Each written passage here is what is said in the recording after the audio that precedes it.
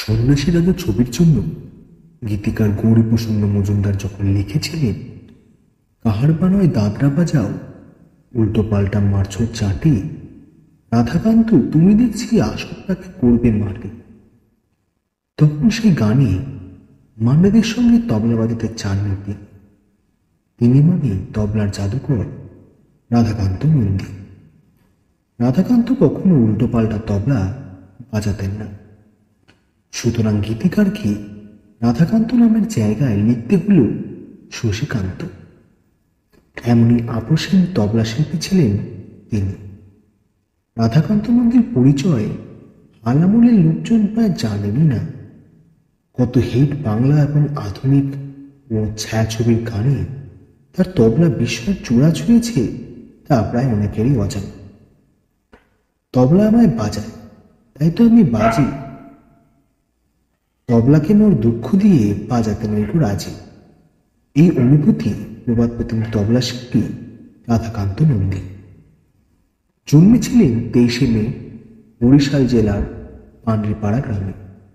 ঠাকুরদা কালীচরণ নন্দীর উৎসাহে গ্রাম পরিক্রমায় নগর কীর্তনের দলে শিশু রাধাকান্তকেও নিয়ে দেখা যেত শ্রীখোল হাতে। শ্রীখোল বাজাতে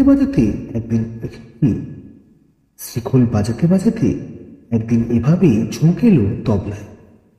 বাবার শাসন, পড়াশোনার চাপ এবং তাকে তবলা বাজানোর ইচ্ছে থেকে বিরত করতে পারেনি।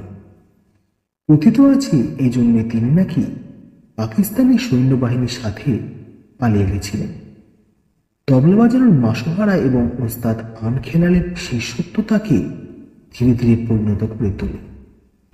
মার্গ সঙ্গীতে সঙ্গত করেছেন বাবা আলিউদ্দিন খাঁ, আমির খাঁ, নিখিল বন্দ্যোপাধ্যায়, তারাপদ চক্রবর্তী, মণিলাল নাগ প্রমুখ ওস্তাদ ও পণ্ডিতের সঙ্গে।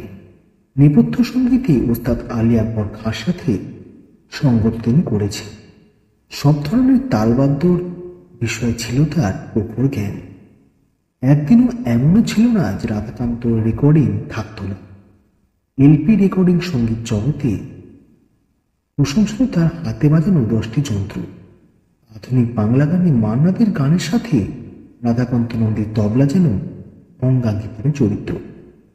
মান্নাদে ছাড়াও সন্ধ্যা মুখোপাধ্যায়, শ্যামল মিত্র ও বিখ্যাত গায়ক গায়িকাদের সাথেও তিনি সমান তালে সঙ্গত করে গেছেন। নজরুল গীতিতে মানবেন্দ্র মুখোপাধ্যায়ের সঙ্গেও তার তবলাবাদন বিশেষ উল্লেখযোগ্য। গল্পটি আপনাদের কেমন